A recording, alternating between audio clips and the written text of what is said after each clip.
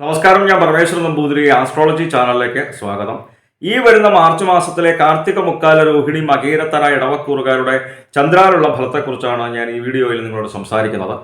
ജ്യോതിഷത്തെ ബഹുമാനിക്കുന്നവർക്കും വിശ്വസിക്കുന്നവർക്കും വേണ്ടി മാത്രമായാണ് ഞാൻ ഈ വീഡിയോ ചെയ്യുന്നത് എന്നതിനാൽ ജ്യോതിഷത്തിൽ വിശ്വാസമില്ലാത്തവർ ദയവ് ചെയ്ത് ഈ വീഡിയോ കാണരുത് എന്നാണ് എൻ്റെ വിനീതമായിട്ടുള്ള അപേക്ഷ. അതേപോലെ തന്നെ ഗ്രഹങ്ങളുടെ സ്ഥിതിക്കനുസരിച്ച് നല്ല ഫലങ്ങളെ സൂചിപ്പിക്കും, മോശഫലങ്ങളെയും സൂചിപ്പിക്കാനിട വരും. നല്ല ഫലങ്ങളെ മനസ്സിലാക്കി ജീവിത വിജയം വരിച്ചാൽ വളരെ സന്തോഷം. അതേപോലെ തന്നെ മോശഫലങ്ങളെ മനസ്സിലാക്കി ആ മോശഫലങ്ങളിൽ നിന്ന് ഒരാളെങ്കിലും മുക്തി നേടിയാൽ വളരെ വളരെ സന്തോഷം.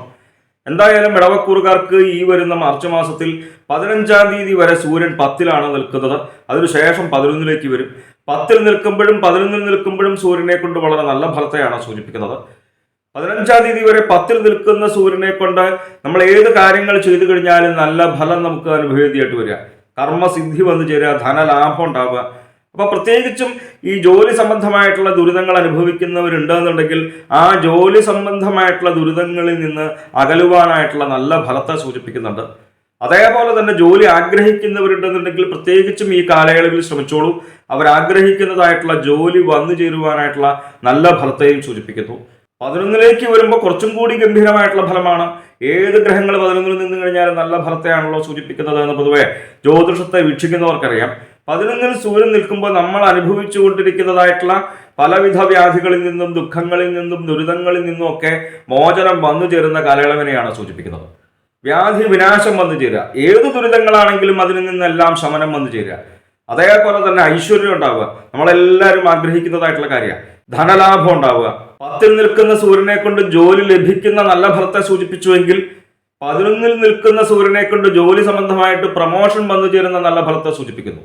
സ്ഥാനാന്തര പ്രാപ്തി വന്നു ചേരുക, നമ്മൾ ആഗ്രഹിക്കുന്ന സ്ഥാനത്തേക്ക് എത്തപ്പെടുക. അതേപോലെ തന്നെ ഏത് കാര്യങ്ങൾ ചെയ്തു കഴിഞ്ഞാലും ശുഭകർമ്മ ഫലം, നമുക്ക് നല്ല ഫലം അനുഭവേദിയായിട്ട് വരിക. അപ്പൊ 10-ൽ നിൽക്കുമ്പോഴും 11-ൽ നിൽക്കുമ്പോഴും ഇടവക്കൂറുകാർക്ക് സൂര്യനെ കൊണ്ട് വളരെ നല്ല ഫലത്തെയാണ് സൂചിപ്പിക്കുന്നത്. അപ്പോൾ ജോലി സംബന്ധമായിട്ടുള്ള ദുരിതങ്ങളൊക്കെ അനുഭവിക്കുന്നവരുണ്ടെന്നുണ്ടെങ്കിൽ ഈ കാലയളവിൽ പ്രത്യേകിച്ച് ശ്രമിച്ചോളൂ. അവർ ആഗ്രഹിക്കുന്നതായിട്ടുള്ള ജോലിയും ധനസമ്പാദനവും ഒക്കെ വന്നു ചേരുവാനായിട്ടുള്ള നല്ല ഫലത്തെയാണ് സൂചിപ്പിക്കുന്നത്. ഓരോ ഗ്രഹങ്ങൾ ഓരോ രാശിയിൽ നിൽക്കുമ്പോൾ ഓരോ ഫലങ്ങളാണ് സൂചിപ്പിക്കുന്നത് എന്ന് പൊതുവെ ജ്യോതിഷത്തെ വീക്ഷിക്കുന്നവർക്കറിയാം. ഇപ്പൊ സൂര്യനെ കൊണ്ട് വളരെ നല്ല ഫലത്തെയാണ് സൂചിപ്പിച്ചത് എങ്കിൽ പോലും 2-ൽ ചൊവ്വ നിൽക്കുന്നത് അത്ര നല്ല ഫലത്തെ അല്ല സൂചിപ്പിക്കുന്നത്. 2-ൽ ചൊവ്വ നിന്ന് കഴിഞ്ഞാൽ പ്രത്യേകിച്ചും ഈ ധനപരമായിട്ടുള്ള കാര്യങ്ങൾ ചിന്തിക്കുന്ന ഭാവമാണ് 2-ാം ഭാവം.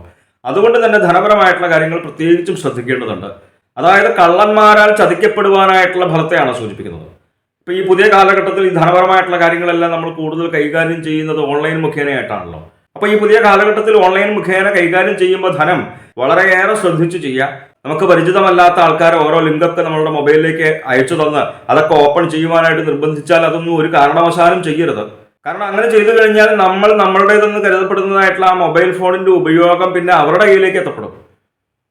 അപ്പൊ നമ്മളുടെ ധനവും വിലപ്പെട്ടതായിട്ടുള്ള രേഖകളും ഒക്കെ നഷ്ടപ്പെട്ടു പോകാനായിട്ടുള്ള ഫലത്തെ സൂചിപ്പിക്കുന്നുണ്ട്. ഇത് പ്രത്യേകിച്ച് ശ്രദ്ധിക്കുക. അതേപോലെ തന്നെ അഗ്നി സംബന്ധമായിട്ടുള്ള കാര്യങ്ങൾ ചെയ്യുമ്പോൾ പ്രത്യേകിച്ച് ശ്രദ്ധിക്കേണ്ടതുണ്ട്. ശത്രുക്കൾ നിമിത്തം തന്നെ, അതായത് അസൂയാലുക്കളുടെ വർധനവ് വന്നു ചേരുക, മനോവിചാര വ്യാധി വന്നു ചേരുക. മനോവിചാര വ്യാധി എന്ന് പറയുന്നത് നമ്മൾ വെറുതെ ആലോചിച്ച് വിഷമിക്കുക, ഓരോ കാര്യങ്ങളെക്കുറിച്ച് അനാവശ്യമായിട്ടുള്ള ചിന്തകൾ വന്നു ചേരുക. അപ്പൊ അത് നമുക്ക് കുറച്ച് കാര്യങ്ങൾ മനസ്സിലാക്കി കഴിഞ്ഞാൽ വളരെ നന്നായി. അപ്പൊ കഴിഞ്ഞു പോയ കാര്യങ്ങളെക്കുറിച്ച് ആലോചിച്ചിട്ടൊന്നും നമുക്ക് ഒരു കാര്യമില്ല, അതിൽ നിന്ന് നമുക്കൊന്നും മാറ്റം വരുത്താൻ സാധിക്കില്ല, അല്ലെ? കഴിഞ്ഞു പോയത് കഴിഞ്ഞു.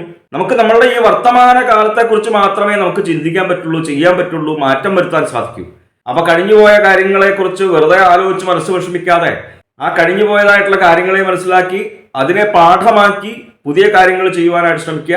ആ കഴിഞ്ഞു പോയതായിട്ടുള്ള കാര്യങ്ങളെക്കുറിച്ചുള്ള പാഠം ഉൾക്കൊണ്ട് പുതിയതായി ഓരോ കാര്യങ്ങൾ ചെയ്ത് ജീവിത വിജയം വരിക്കുവാനായിട്ട് ശ്രമിക്കുക.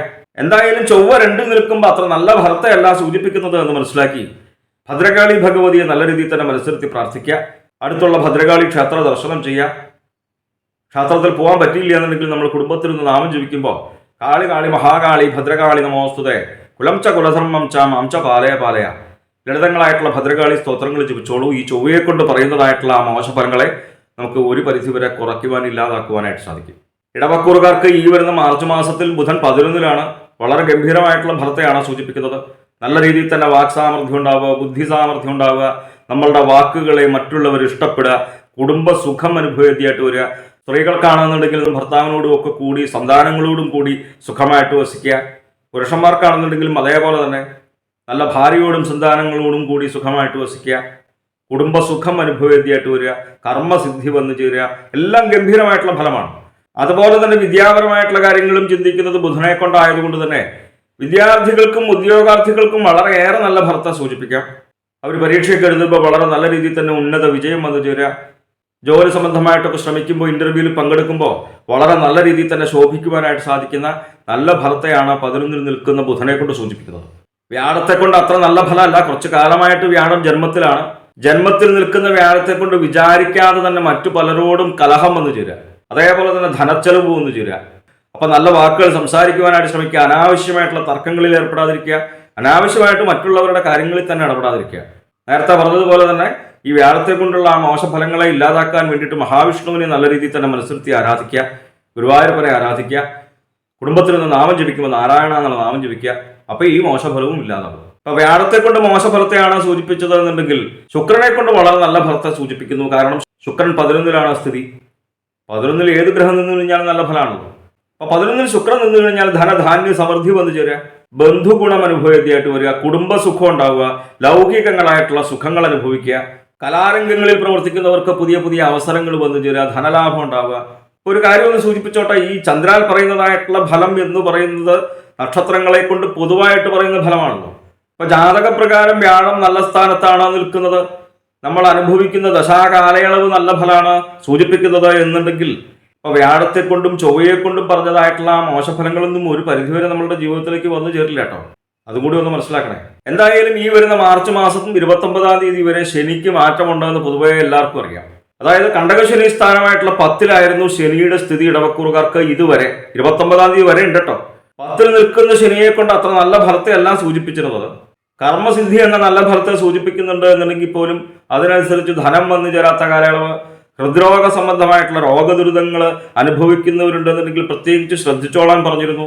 അതേപോലെ തന്നെ വിദ്യയ്ക്കും യശസ്സിനും ഹാനി വന്നു ചേരുക, പഠിക്കാൻ മടിയുണ്ടാവുക. അപ്പൊ 10-ൽ നിൽക്കുന്ന ശനിയെ കൊണ്ട് അത്ര നല്ല ഫലത്തെ അല്ല സൂചിപ്പിച്ചിരുന്നത്. പക്ഷേ 29-ാം തീയതിക്ക് ശേഷം ഇടവക്കൂറുകാർക്കാണ് ഒരു പരിധിവരെ ഏറ്റവും നല്ല ഫലം ഈ ശനിയെ കൊണ്ട് സൂചിപ്പിക്കുന്നത്. കാരണം 11-ലേക്കാണ് ശനി വരുന്നത്.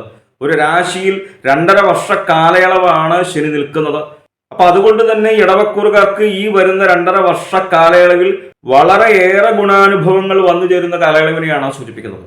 11-ാം ഭാവം കൊണ്ട് ചിന്തിക്കുന്നതായിട്ടുള്ള കാര്യങ്ങൾ സർവ ആഭീഷ്ടകമോ ജ്യേഷ്ഠഭ്രാത ജാത നിജാത്മജ വാമകർണോ അർദ്ധലാഭശ്ച ചിന്ത്യാഹേകാദശേനതെ. സർവ ആഭീഷ്ടകമോ ഏത് കാര്യങ്ങൾ ആഗ്രഹിച്ചാലും നമ്മളിലേക്ക് വന്നു ചേരുന്ന കാലയളവ്. അർദ്ധലാഭശ്ച എന്ന് പറഞ്ഞാൽ ധനലാഭം ഉണ്ടാവുക. അർത്ഥം എന്ന് പറഞ്ഞാൽ ധനം, നല്ല രീതിയിൽ തന്നെ ധനം വന്നു ചേരുക. നമ്മുടെ പ്രതാപത്തിന് ആധിക്യം ഉണ്ടാവുക, ലൗകികങ്ങളായിട്ടുള്ള സുഖങ്ങൾ അനുഭവിക്കുക, ആയുസ്സും ഓജസ്സും തേജസ്സും ഒക്കെ വർദ്ധിക്കുക. വളരെ ഗംഭീരമായിട്ടുള്ള ഫലത്തെയാണ് സൂചിപ്പിക്കുന്നത് ഈ ശനിമാറ്റത്തോടു കൂടി ഇടവക്കൂറുകാർക്ക്. 3-ലും 6-ലും 11-ലും നിന്ന് കഴിഞ്ഞാൽ മാത്രമേ ശനിയെ കൊണ്ട് നല്ല ഫലത്തെ സൂചിപ്പിക്കുന്നുള്ളൂ. പൊതുവെ എല്ലാവരും ശനിയെ വീക്ഷിക്കുന്ന ഒരു മോശമായിട്ടുള്ള ഒരു ഗ്രഹമായിട്ടാണ്. പൊതുവെ എല്ലാവർക്കും കുറച്ച് ഭയമാണ് ശനിയെ. കണ്ടക ശനിയാണ്, 7.5 ശനിയാണ്, ഇങ്ങനെയൊക്കെ പറയും അല്ലേ. പക്ഷെ ശനി നമ്മളിലേക്ക് വന്നു ചേരുന്നതായിട്ടുള്ള ഭാഗ്യങ്ങളെ കുറിച്ച് നമുക്ക് പൊതുവെ അറിവില്ല. അതുകൊണ്ടാണ്, അതായത് കാലമെടുത്ത് നമ്മളിലേക്ക് വന്നു ചേരുന്നതായിട്ടുള്ള എല്ലാവിധ സൗഭാഗ്യങ്ങളും നമ്മളിലേക്ക് വന്നു ചേരുന്ന നല്ല ഫലത്തെയാണ് ശനിയെ കൊണ്ട് സൂചിപ്പിക്കുന്നത്. അതായത് ഇടവക്കൂറുകാർക്ക് ഈ വരുന്ന 2.5 വർഷ കാലയളവിനുള്ളിൽ സ്വന്തമായിട്ട് ഭവനമില്ലാത്തവരുണ്ട് എന്നുണ്ടെങ്കിൽ അവർക്ക് സ്വന്തമായിട്ട് ഭവനം വന്നു ചേരും. അതേപോലെ തന്നെ സ്വന്തമായിട്ട് ഗൃഹമില്ലാത്തവരുണ്ട് എന്നുണ്ടെങ്കിൽ സ്വന്തമായിട്ട് ഗൃഹം വന്നു ചേരും.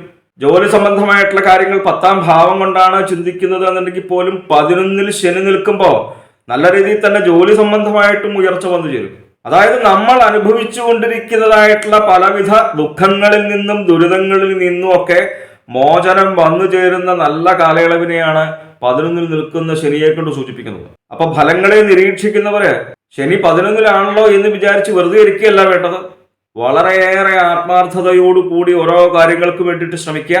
വളരെ നല്ല അനുഭവങ്ങൾ ജീവിതത്തിൽ വന്നു ചേരുവാനായിട്ടുള്ള നല്ല ഫലത്തെ ഈ ശനിമാറ്റത്തോടു കൂടി ഇടവക്കൂറുകാർക്ക് സൂചിപ്പിക്കുന്നു. മറ്റ് പല ഗ്രഹങ്ങളെ കൊണ്ടും കുറച്ച് മോശഫലത്തെയും സൂചിപ്പിച്ചു, അതും മനസ്സിലാക്കുക. എന്തായാലും ഇടവക്കൂറുകാരുടെ ഗ്രഹപീഡാദോഷ പരിഹാരങ്ങൾക്ക് വേണ്ടിയിട്ട് നമ്മൾ ചെയ്യുന്നതായിട്ടുള്ള നാമജപാദികളും ക്ഷത്രദർശനാദികളും പുണ്യമായിട്ടുള്ള കർമ്മങ്ങളും തുടരുക. നമ്മൾ അറിയാതെ തന്നെ നമ്മളിലേക്ക് വന്നു ചേരുന്നതായിട്ടുള്ള ദുഃഖങ്ങളെയും ദുരിതങ്ങളെയും നമ്മളുടെ നാമജപത്തിലൂടെ, ഈശ്വര സേവയിലൂടെ, പുണ്യമായിട്ടുള്ള കർമ്മങ്ങളിലൂടെ നമുക്ക് തന്നെ മറികടക്കുവാൻ, കുറയ്ക്കുവാനായിട്ട് സാധിക്കുമെന്ന് മനസ്സിലാക്കുക. ജ്യോതിഷ സംബന്ധമായ സംശയ നിവാരണങ്ങൾക്കായി നിങ്ങൾക്ക് തന്നെ 628 220 18 72 എന്ന നമ്പറിൽ വിളിക്കാം. 9497095577 എന്ന നമ്പറിൽ വാട്സപ്പ് ഉണ്ട്. വാട്സപ്പിൽ നിങ്ങൾക്ക് നിങ്ങളുടെ ജനിച്ച സമയവും സ്ഥലവും ഡേറ്റ് ഓഫ് ബർത്തും ഒക്കെ അയച്ചു തരികയാണ് എങ്കിൽ ഗ്രഹസ്ഥിതി ഉണ്ടാക്കി ഇപ്പോഴത്തെ മഹാദശയും ദശാപഹാരവും നമുക്ക് മനസ്സിലാക്കുവാനായിട്ട് സാധിക്കും. നേരിട്ട് കാണുവാനാണെന്നുണ്ടെങ്കിൽ ചോറ്റാനിക്കര ഭഗവതിയുടെ പടിഞ്ഞാറെ നടയിൽ ബൈപ്പാസിന് സമീപമുള്ളതായിട്ടുള്ള ജ്യോതിഷാലയത്തിൽ വരാവുന്നതാണ്. 628 220 18 72 എന്ന നമ്പറിൽ മാത്രം വിളിക്കുവാനായിട്ട് ശ്രമിക്കുക. മറ്റൊരു കാര്യം കൂടി എനിക്ക് സൂചിപ്പിക്കാനുള്ളത്, എൻ്റെ ഗുരുസ്ഥാനീയനായിട്ടുള്ള അദ്ദേഹം എന്നോട് പറഞ്ഞ ജീവിതത്തിൽ വിജയിക്കുവാൻ വേണ്ടിയിട്ടുള്ളതായിട്ടുള്ള ഒരു മാർഗമാണ്. അത് വളരെയേറെ നല്ല ഫലങ്ങളെ എനിക്ക് പ്രദാനം ചെയ്തു എന്നതുകൊണ്ട് തന്നെയാണ് ഞാനിത് പറയുന്നത്. അതായത് നിങ്ങൾക്കായിക്കോട്ടെ എനിക്കായിക്കോട്ടെ നാളെ ചെയ്യുവാനായിട്ടുള്ള പല കാര്യങ്ങളും ഉണ്ടാവും, അല്ലേ? എല്ലാവർക്കും ഉണ്ടാവും, ഓരോ കാര്യങ്ങളുണ്ടാവും. അത് നമ്മുടെ മനസ്സിലുണ്ട്. പക്ഷെ അത് നമ്മൾ ഒരു പേപ്പറിലേക്ക് എഴുതി വെക്കാറൊന്നുമില്ല സാധാരണ. അത് അങ്ങനെ നമ്മൾ എഴുതി വെക്കാനായിട്ട് ശ്രമിക്കുക. ഇന്ന് രാത്രി ഉറങ്ങുന്നതിന് മുന്നേ നാളെ ചെയ്യേണ്ടതായിട്ടുള്ള 6 കാര്യങ്ങൾ കൃത്യമായിട്ട് ഒരു പേപ്പറിൽ എഴുതി വെക്കുക. അത് 5 കാര്യങ്ങളോ 4 കാര്യങ്ങളോ ആവരുത്, 7 കാര്യങ്ങളോ ആവരുത്, കൃത്യം 6 കാര്യങ്ങളാണ്. അങ്ങനെ നാളെ ആ 6 കാര്യങ്ങൾ നമ്മൾ ചെയ്യേണ്ടതായിട്ടുള്ള കാര്യങ്ങൾ ചെയ്യുവാനായിട്ട് ശ്രമിച്ചു. ചിലപ്പോൾ 1-2 കാര്യങ്ങൾ നമുക്ക് ചെയ്യാൻ സാധിച്ചു വരില്ല. നാളെ വീണ്ടും ഉറങ്ങാൻ പോകുന്നതിന് മുന്നേ മറ്റന്നാൾ ചെയ്യേണ്ടതായിട്ടുള്ള കാര്യങ്ങളും, അതായത് 6 കാര്യങ്ങളെ വേണ്ടു. ഈ ചെയ്യാൻ സാധിക്കാത്ത 2 കാര്യങ്ങളും ബാക്കിയുള്ളൊരു 4 കാര്യങ്ങളും കൂടി കൂട്ടി 6 കാര്യങ്ങളാക്കുക. അങ്ങനെ അത് കൃത്യമായിട്ട് എഴുതി വെക്കുക. അത് കൃത്യമായിട്ട് പിറ്റേ ദിവസം നടപ്പാക്കാനായിട്ട് ശ്രമിക്കുക, ചെയ്യുവാനായിട്ട് ശ്രമിക്കുക. അത് വീണ്ടും വീണ്ടും വീണ്ടും ഇങ്ങനെ തുടരെ ചെയ്തുകൊണ്ടിരിക്കുക. ഇങ്ങനെ ചെയ്തു കഴിഞ്ഞാൽ നമുക്ക് ജീവിതത്തിൽ വളരെയേറെ ഗുണഫലങ്ങൾ ഉണ്ടാവും എന്നുള്ള കാര്യത്തിൽ യാതൊരു സംശയവുമില്ല. ചെയ്ത് ശീലിച്ചോളൂ, ശ്രമിച്ചോളൂ, ജീവിത വിജയം വരും, നല്ല ഫലങ്ങൾ നമുക്ക് വന്നു ചേരും. എന്തായാലും ഇടവക്കൂറുകാർക്ക് ഈ വരുന്ന ശനിമാറ്റത്തോടു കൂടി ഇടവക്കൂറുകാർ അനുഭവിച്ചു കൊണ്ടിരിക്കുന്നതായിട്ടുള്ള പലവിധ ദുഃഖ ദുരിതങ്ങളിൽ നിന്നൊക്കെ മോചനം വന്നു ചേരട്ടെ. ഗുരുവായൂരപ്പന്റെയും ചോറ്റാനിക്കര അമ്മയുടെയും ഒക്കെ അനുഗ്രഹം വന്നു ചേരട്ടെ എന്ന് പ്രാർത്ഥിക്കുന്നു. നന്ദി, നമസ്കാരം.